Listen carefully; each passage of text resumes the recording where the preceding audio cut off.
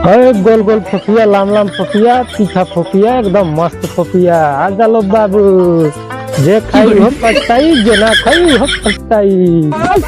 फोफिया ला बड़ा, चल चल चल फोफिया ला बड़ा। भाई फोफिया कैसे बा हो?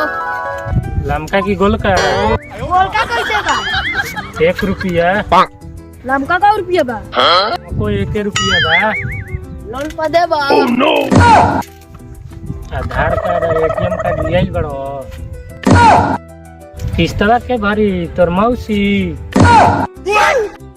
आज तोरा बन तोरे फोफिया का किस्त भरे परिकार है। रुको जरा, सबर करो।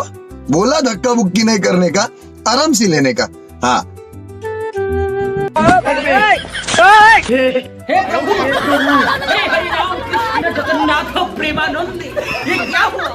गलाव में पानी आ गया, गामछा भी खुल गया मेरा। दूर हटाओ डैडी सैडी, बहुत पी लिया कोला कैंडी, अब करेंगे मर्दों वाली बात।